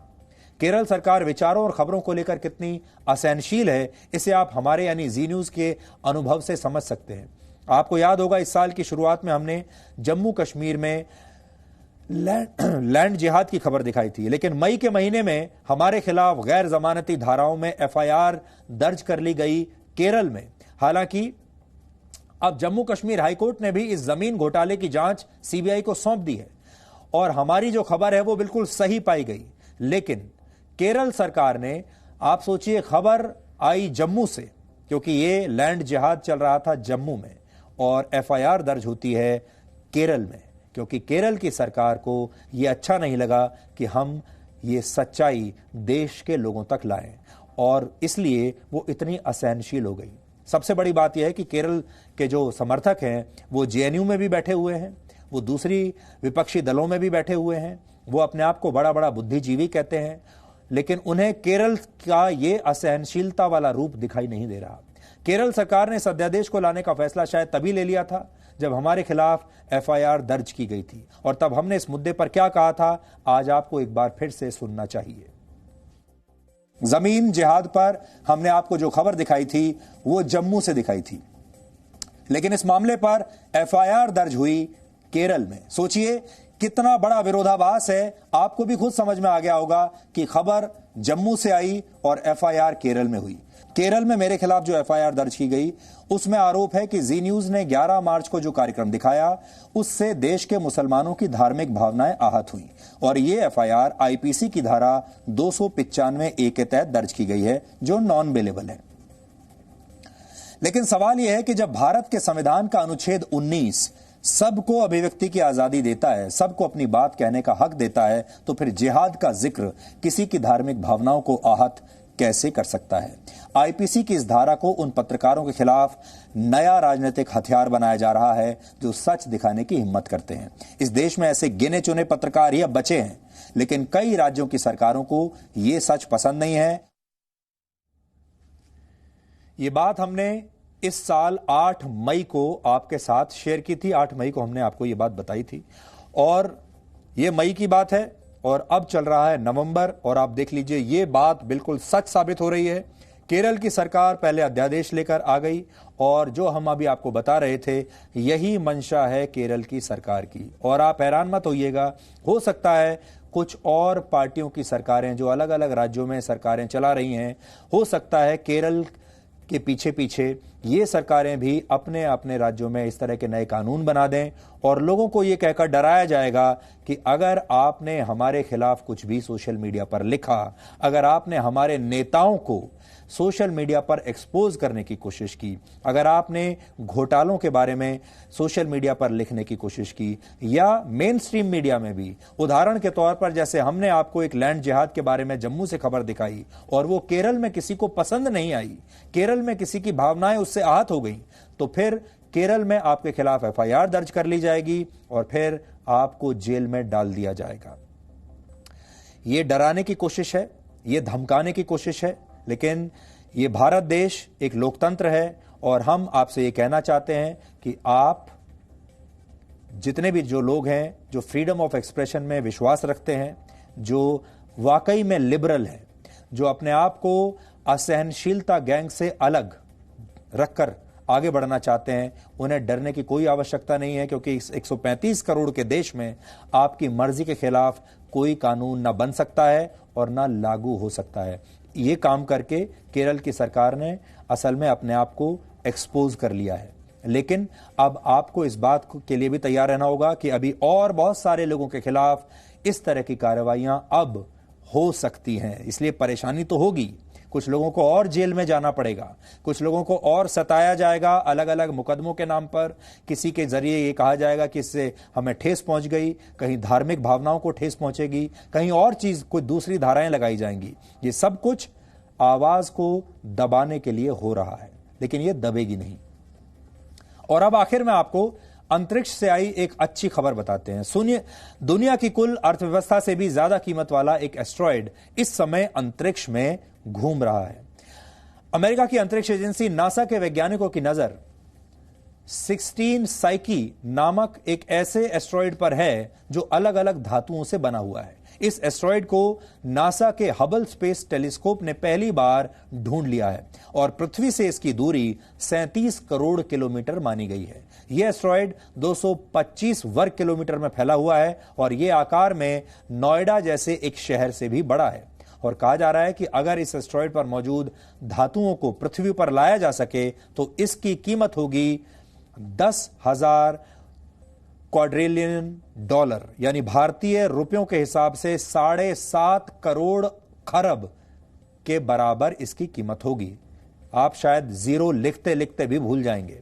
और इस राशि को भारतीय रुपयों में आपको समझाने के लिए हमने एक गणितज्ञ की मदद ली है। अगर दुनिया भर के सारे देशों की 2017 की जीडीपी को मिला लें तो यह संख्या करीब 80 ट्रिलियन डॉलर यानी भारतीय रुपयों में 6 लाख खरब के आसपास है। यानी यह एस्ट्रॉयड दुनिया भर के देशों की कुल अर्थव्यवस्था से 10,000 गुना ज्यादा कीमती है। वैज्ञानिकों को उम्मीद है कि इस एस्टेरॉयड पर सोना और प्लेटिनम जैसी धातु हो सकती है, यानी एक ऐसा एस्टेरॉयड हो सकता है जिससे पृथ्वी पर रहने वाला हर एक व्यक्ति अरबपति बन सकता है। नासा ने वर्ष 2026 तक इस एस्टेरॉयड तक पहुंचने का अपना लक्ष्य रखा है। और अब आखिर में आज का सवाल, पौधों को भी इंसानों की तरह दर्द और खुशी महसूस होती है, ये खोज भारत के किस मशहूर वैज्ञानिक ने की थी? आप अपने परिवार के साथ मिलकर इस पर रिसर्च कीजिए और ब्रेक के बाद हम आपको इस सवाल का सही जवाब बताएंगे।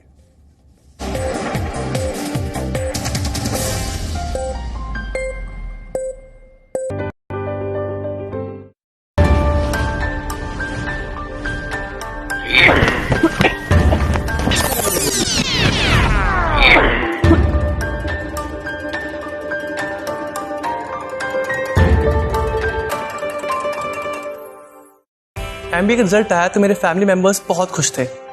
सपने जैसे उड़ान ही भरने वाले थे, लेकिन अचानक कोरोना ने सब रोक दिया। क्या आप नौकरी को लेकर परेशान हैं? तो अब जी न्यूज पर देखिए रोजगार की हर खबर। जी रोजगार समाचार, दिन भर जी न्यूज पर।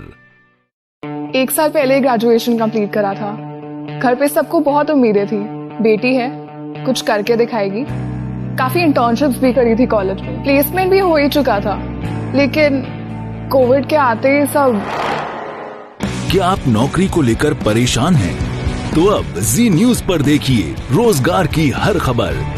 जी रोजगार समाचार, दिन भर जी न्यूज पर।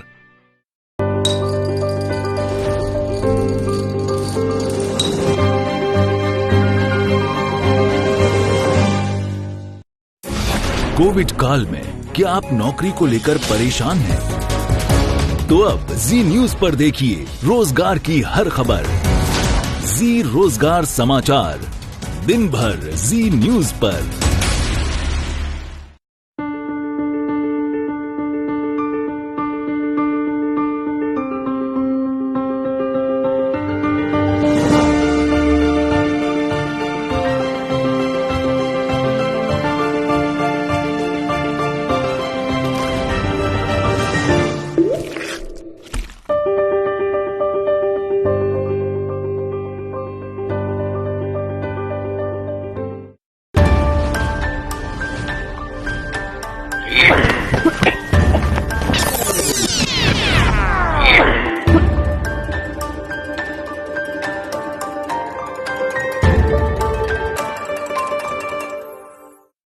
MBA का रिजल्ट आया तो मेरे फैमिली मेंबर्स बहुत खुश थे।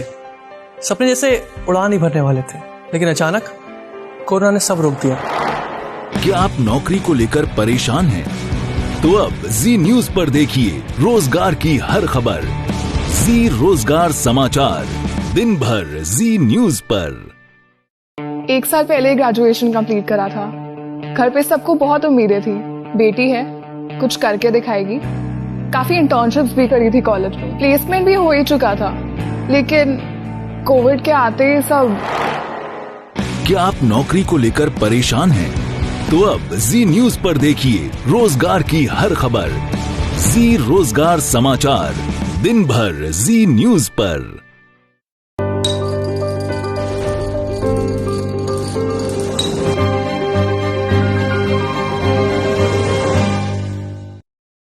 कोविड काल में क्या आप नौकरी को लेकर परेशान हैं? तो अब जी न्यूज पर देखिए रोजगार की हर खबर। जी रोजगार समाचार, दिन भर जी न्यूज पर।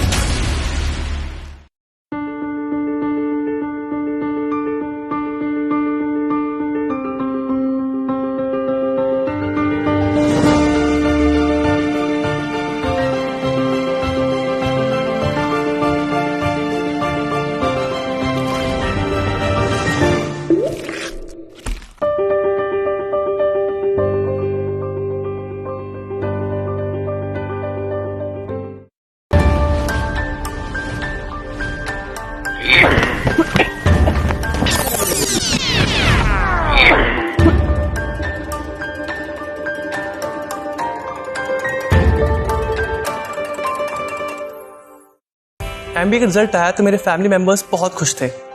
सपने जैसे उड़ान ही भरने वाले थे, लेकिन अचानक कोरोना ने सब रोक दिया। क्या आप नौकरी को लेकर परेशान हैं? तो अब जी न्यूज पर देखिए रोजगार की हर खबर। जी रोजगार समाचार, दिन भर जी न्यूज पर। 1 साल पहले ग्रेजुएशन कंप्लीट करा था। घर पे सबको बहुत उम्मीदें थी, बेटी है, कुछ करके दिखाएगी। काफी इंटर्नशिप्स भी करी थी कॉलेज में, प्लेसमेंट भी हो ही चुका था, लेकिन कोविड के आते ही सब। क्या आप नौकरी को लेकर परेशान हैं? तो अब जी न्यूज पर देखिए रोजगार की हर खबर। जी रोजगार समाचार, दिन भर जी न्यूज पर।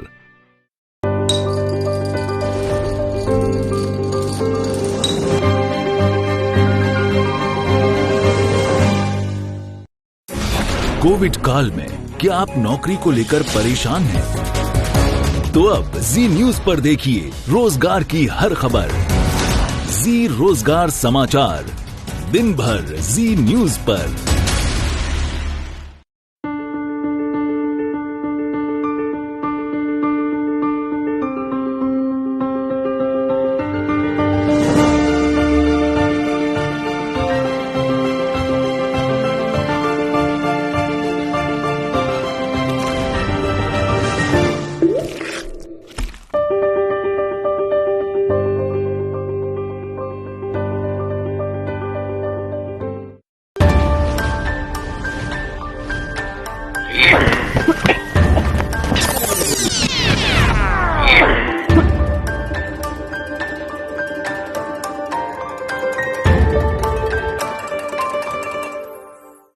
MBA का रिजल्ट आया तो मेरे फैमिली मेंबर्स बहुत खुश थे। सपने जैसे उड़ान ही भरने वाले थे, लेकिन अचानक कोरोना ने सब रोक दिया। क्या आप नौकरी को लेकर परेशान हैं? तो अब जी न्यूज पर देखिए रोजगार की हर खबर। जी रोजगार समाचार, दिन भर जी न्यूज पर। 1 साल पहले ग्रेजुएशन कंप्लीट करा था। घर पे सबको बहुत उम्मीदें थी, बेटी है, कुछ करके दिखाएगी। काफी इंटर्नशिप्स भी करी थी कॉलेज में, प्लेसमेंट भी हो ही चुका था, लेकिन कोविड के आते ही सब। क्या आप नौकरी को लेकर परेशान हैं? तो अब जी न्यूज पर देखिए रोजगार की हर खबर। जी रोजगार समाचार, दिन भर जी न्यूज पर।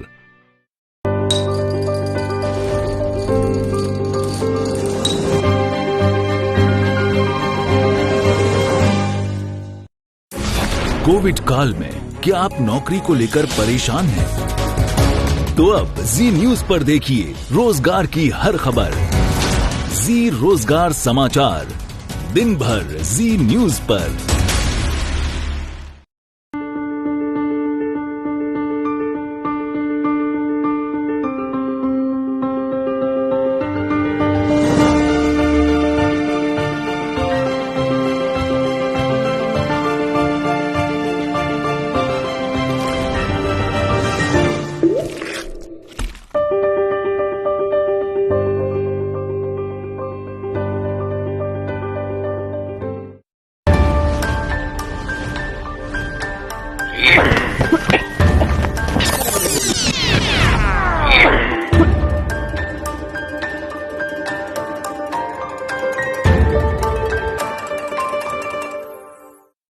MBA का रिजल्ट आया तो मेरे फैमिली मेंबर्स बहुत खुश थे।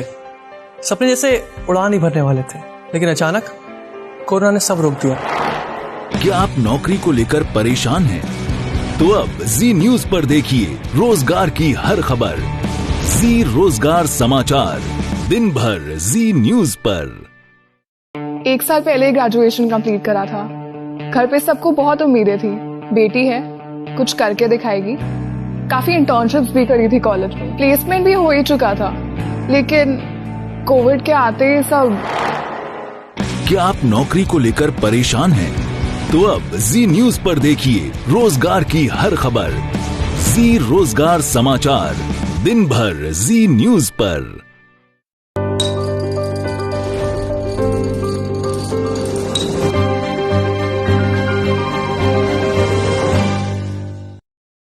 कोविड काल में क्या आप नौकरी को लेकर परेशान हैं? तो अब जी न्यूज पर देखिए रोजगार की हर खबर।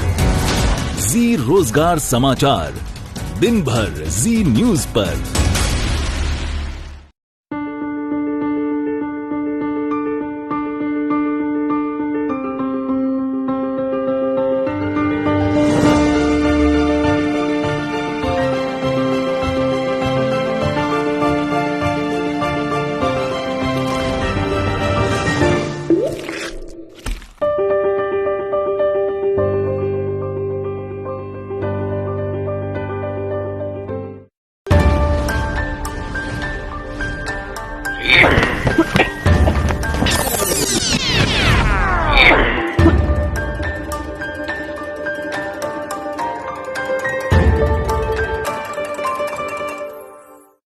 एमबीए का रिजल्ट आया तो मेरे फैमिली मेंबर्स बहुत खुश थे। सपने जैसे उड़ान ही भरने वाले थे, लेकिन अचानक कोरोना ने सब रोक दिया। क्या आप नौकरी को लेकर परेशान हैं? तो अब जी न्यूज पर देखिए रोजगार की हर खबर। जी रोजगार समाचार, दिन भर जी न्यूज पर। 1 साल पहले ग्रेजुएशन कंप्लीट करा था। घर पे सबको बहुत उम्मीदें थी, बेटी है, कुछ करके दिखाएगी। काफी इंटर्नशिप्स भी करी थी कॉलेज में, प्लेसमेंट भी हो ही चुका था, लेकिन कोविड के आते ही सब। क्या आप नौकरी को लेकर परेशान हैं? तो अब जी न्यूज पर देखिए रोजगार की हर खबर। जी रोजगार समाचार, दिन भर जी न्यूज पर।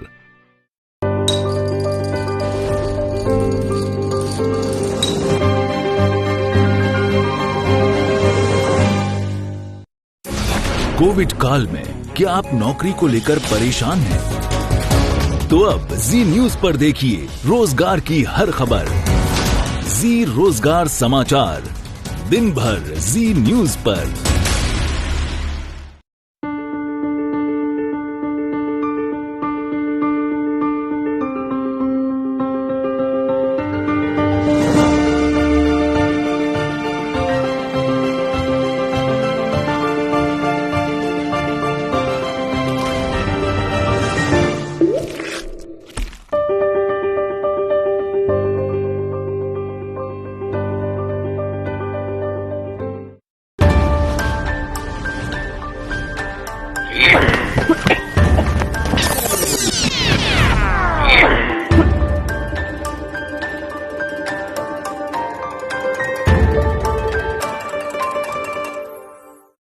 एमबीए का रिजल्ट आया तो मेरे फैमिली मेंबर्स बहुत खुश थे।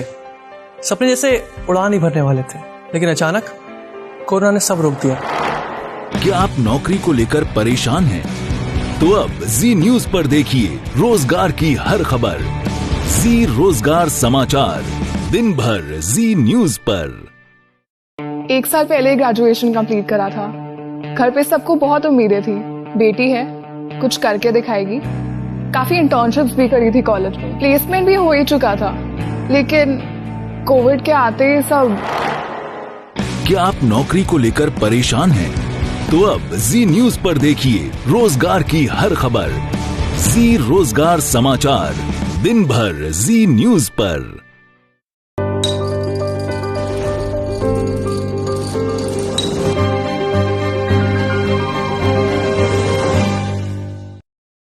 कोविड काल में क्या आप नौकरी को लेकर परेशान हैं?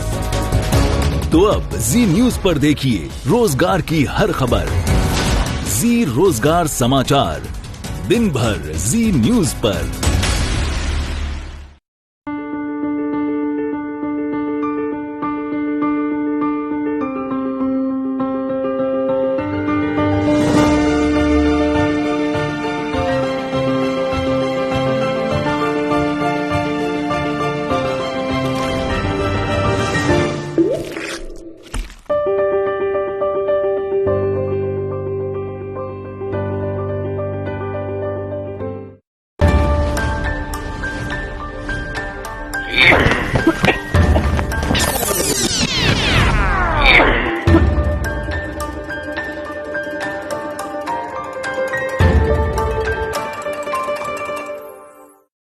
एमबीए का रिजल्ट आया तो मेरे फैमिली मेंबर्स बहुत खुश थे। सपने जैसे उड़ान ही भरने वाले थे, लेकिन अचानक कोरोना ने सब रोक दिया। क्या आप नौकरी को लेकर परेशान हैं? तो अब जी न्यूज पर देखिए रोजगार की हर खबर। जी रोजगार समाचार, दिन भर जी न्यूज पर। 1 साल पहले ग्रेजुएशन कंप्लीट करा था। घर पे सबको बहुत उम्मीदें थी, बेटी है, कुछ करके दिखाएगी। काफी इंटर्नशिप्स भी करी थी कॉलेज में, प्लेसमेंट भी हो ही चुका था, लेकिन कोविड के आते ही सब। क्या आप नौकरी को लेकर परेशान हैं? तो अब जी न्यूज पर देखिए रोजगार की हर खबर। जी रोजगार समाचार, दिन भर जी न्यूज पर।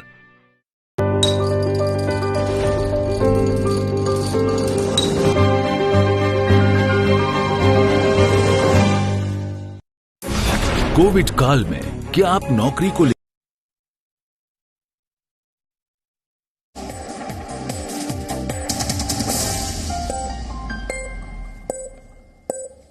और अब देखते हैं कि आज के इतिहास में क्या लिखा है। वर्ष 1937 में आज ही के दिन मशहूर वैज्ञानिक जगदीश चंद्र बोस का निधन हुआ था। उन्होंने वनस्पति विज्ञान के क्षेत्र में कई महत्वपूर्ण योगदान दिए। अलग अलग परिस्थितियों में किसी पौधे के अंदर होने वाले बदलाव का विश्लेषण करके जगदीश चंद्र बोस इस नतीजे पर पहुंचे कि पौधे भी संवेदनशील होते हैं, पौधे दर्द महसूस कर सकते हैं और इंसानों की ही तरह स्नेह का अनुभव भी कर सकते हैं। जगदीश चंद्र बोस वर्ष 1904 में अमेरिकी पेटेंट हासिल करने वाले पहले एशियाई व्यक्ति थे। इसके अलावा उन्हें बांग्ला साहित्य में साइंस फिक्शन के जनक के तौर पर भी देखा जाता था। जगदीश चंद्र बोस के सम्मान में चांद के एक लूनर इंपैक्ट क्रेटर का नाम बोस रखा गया। वर्ष 1930 में आज ही के दिन भारतीय सिनेमा की मशहूर गायिका और अभिनेत्री गीता दत्त का जन्म बंगाल के फरीदपुर में हुआ था। अब ये शहर बांग्लादेश में है। गीता दत्त ने कई मशहूर हिंदी और बांग्ला गीत गाए थे। 16 वर्ष की उम्र में भक्त प्रहलाद नामक फिल्म के लिए उन्होंने अपनी पहली रिकॉर्डिंग की थी। हालांकि तब उन्होंने सिर्फ कुछ पंक्तियां ही गाई थी। वर्ष 1947 में आई फिल्म दो भाई गीता दत्त के करियर में बहुत अहम साबित हुई। इस फिल्म में उनका गाया हुआ गीत तब काफी लोकप्रिय हुआ था और उस गीत के बोल थे, मेरा सुंदर सपना बीत गया। गीता दत्त मशहूर फिल्मकार गुरु दत्त की पत्नी थी। वर्ष 2005 में आज ही के दिन एलन जॉनसन सरलीफ को लाइबेरिया की राष्ट्रपति के तौर पर चुना गया था। एलन किसी भी अफ्रीकी देश की पहली महिला राष्ट्रपति थी। महिलाओं की सुरक्षा और उनके अधिकारों के लिए संघर्ष करने के लिए उन्हें वर्ष 2011 में नोबेल शांति पुरस्कार भी दिया गया था। वर्ष 2013 में एलन जॉनसन सरलीफ को लाइबेरिया में शांति और लोकतंत्र की वापसी सुनिश्चित करने के लिए तत्कालीन राष्ट्रपति प्रणब मुखर्जी द्वारा इंदिरा गांधी शांति पुरस्कार से भी सम्मानित किया गया। और वर्ष 2016 में फोर्ब्स पत्रिका ने एलन जॉनसन सरलीफ को दुनिया की सबसे शक्तिशाली महिलाओं में 83वां स्थान दिया था। और आज के दिन का स्मार्टफोन से भी बहुत गहरा संबंध है। मशहूर टेक्नोलॉजी कंपनी IBM ने वर्ष 1992 में आज ही के दिन पहला स्मार्टफोन दुनिया के सामने पेश किया था। इस फोन का नाम था IBM साइमन। इस पहले स्मार्टफोन में टेलीफोन के अलावा हैंडहेल्ड कंप्यूटर के कई फीचर्स थे। इसके जरिए कोई भी व्यक्ति telephone calls, emails, calendar, address book और नोटपैड के इस्तेमाल के अलावा मैप्स, स्टॉक्स और खबरों की जानकारी भी हासिल कर सकता था। आज के जमाने में हो सकता है आपको ये सब कुछ बड़ा नॉर्मल सा लग रहा हो, लेकिन उस समय एक बहुत बड़ी बात थी। इस समय भारत में 50 करोड़ से ज्यादा लोग स्मार्टफोन का इस्तेमाल करते हैं और यह आपकी जिंदगी का एक बहुत अहम हिस्सा बन चुका है। तो DNA में आज इतना ही। अब आपसे हमारी मुलाकात होगी कल रात 9 बजे। तब तक आप खुश रहिए, सुरक्षित रहिए, स्वस्थ रहिए और हमेशा याद रखिए कि मास्क कफन से बहुत छोटा होता है और आपके जीवन को बचाता है। इसलिए आपको मास्क और कफन और जीवन और मृत्यु में से किसे चुनना है, इसका फैसला आपके हाथ में है। नमस्कार।